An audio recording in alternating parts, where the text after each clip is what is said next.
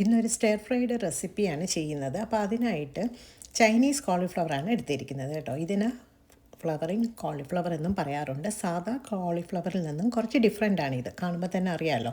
അപ്പോൾ ഇത് സാധാരണയായിട്ട് ചൈനീസ് സ്റ്റോറുകളിലാണ് കാണുന്നത്. ഇത് എപ്പോഴും അങ്ങനെ കാണാറില്ല, ഇടയ്ക്കിടയ്ക്ക് ഇങ്ങനെ വരാറുണ്ട് കേട്ടോ. അപ്പോൾ ഇന്ന് ഞാൻ ഒരെണ്ണം വാങ്ങിച്ചിട്ടുണ്ടായിരുന്നു കണ്ടപ്പോൾ. അപ്പോൾ ഇതിന് നമുക്കൊന്ന് സ്റ്റർ ഫ്രൈ ചെയ്യാമെന്ന് വിചാരിച്ചു. ഇത് വളരെ സോഫ്റ്റായിട്ടുള്ള ഒരു വെജിറ്റബിളാണ്. സാധാ നമ്മുടെ കോളിഫ്ലവർ വെച്ച് നോക്കുമ്പോഴത്തേക്കും അതിൻ്റെ ഹെഡ് കുറച്ച് വലുതല്ലേ. ഇതങ്ങനെയല്ല, ഇതൊരു ഫ്ലവർ പോലെയാണ് ഇരിക്കുന്നത്. അതുകൊണ്ടാണ് ഇതിനെ ഫ്ലവറിങ് കോളിഫ്ലവർ എന്നും പറയുന്നത്. പിന്നെ ഇതിൻ്റെ സ്റ്റെം കുറച്ചിങ്ങനെ നീളമാണ് കേട്ടോ. അപ്പോൾ അത് നമുക്ക് എടുക്കാം. നല്ല സോഫ്റ്റായിട്ടുള്ള ഒരു വെജിറ്റബിളും കൂടെയാണ്. അപ്പോൾ ഞാൻ ഇങ്ങനെ എല്ലാം ഒന്ന് കട്ട് ചെയ്തെടുത്തിട്ടുണ്ട്. അപ്പോൾ ഇതിനെ ഇനി നന്നായിട്ടൊന്ന് വാഷ് ചെയ്തെടുക്കാം. എന്നിട്ട് നമ്മൾ ഒരു പാത്രത്തിൽ കുറച്ച് വെള്ളം തിളപ്പിക്കാൻ വയ്ക്കണം.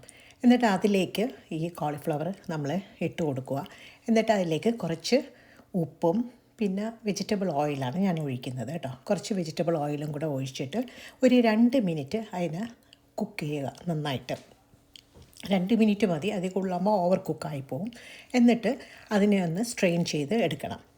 അപ്പോൾ അതവിടെ ഇരിക്കട്ടെ. ആ നേരം നമുക്ക് ഇതിലേക്ക് ആവശ്യമായിട്ടുള്ള ഒരു 3 കൊച്ചുള്ളി എടുത്തിട്ടുണ്ട്. പിന്നെ കുറച്ച് ഗാർലിക് എടുത്തു, ഒരു തായ് ചില്ലി എടുത്തു. അപ്പോൾ ഗാർലിക്കും കൊച്ചുള്ളിയും നന്നായിട്ടൊന്ന് ചോപ്പ് ചെയ്തെടുക്കണം. എന്നിട്ട് ഒരു പാൻ വെച്ച് ചൂടാകുമ്പോഴത്തേക്കും അതിലേക്ക് ഓയിൽ ഒഴിച്ചിട്ട് നമ്മൾ ചോപ്പ് ചെയ്ത് വെച്ചിരിക്കുന്ന ഗാർലിക്കും ഈ കൊച്ചുള്ളിയും കൂടെ ഇതിലേക്ക് ഇട്ട് നന്നായിട്ട് നമുക്കൊന്ന് സോട്ട് ചെയ്തെടുക്കണം കേട്ടോ.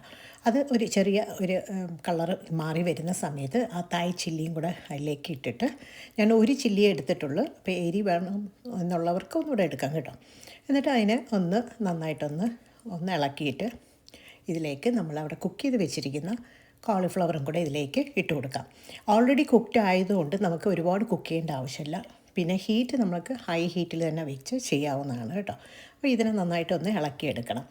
എന്നിട്ട് ഇതിലേക്ക് നമുക്ക് ആവശ്യമായിട്ടുള്ളത് പിന്നെ ഒരു ഇൻഗ്രീഡിയൻസും കൂടെ ഉണ്ട്. കുറച്ച് ഒരു 2 ടേബിൾ സ്പൂൺ ലൈറ്റ് സോയ സോസാണ് ഞാൻ ഒഴിച്ചു കൊടുക്കുന്നത് കേട്ടോ. പിന്നെ ഞാൻ പ്രത്യേകിച്ച് ഉപ്പൊന്നും ഇട്ടിട്ടില്ല. പിന്നെ നിങ്ങൾക്ക് വേണമെങ്കിൽ ടേസ്റ്റ് നോക്കിയിട്ട് വേണമെങ്കിൽ ഉപ്പിട്ട് കൊടുക്കാം. സോയ സോസിൽ ഓൾറെഡി ഉപ്പുണ്ട്. എന്നിട്ട് നന്നായിട്ടൊന്ന് ഇളക്കിയിട്ട് നമുക്ക് ഒരു സെർവിങ് ഡിഷിലോട്ട് എടുക്കാവുന്നതാണ്. ഇത് ചൂടോടെ കഴിക്കാൻ ഒന്നാം തരമാണ് കേട്ടോ. പിന്നെ ഇതിൻ്റെ ടെക്സ്ചർ എന്ന് പറയുന്നത് ഒരു ച്യൂവബിൾ ടെക്സ്ചറാണ് കേട്ടോ ഇത്. അപ്പോൾ എല്ലാവരും ഒന്ന് ട്രൈ ചെയ്ത് നോക്കുക. നിങ്ങൾ കഴിച്ചിട്ടില്ല, എവിടെയെങ്കിലും കണ്ടിട്ടുണ്ടെങ്കിൽ ഒന്ന് വാങ്ങിച്ച് ചെയ്ത് നോക്കൂ.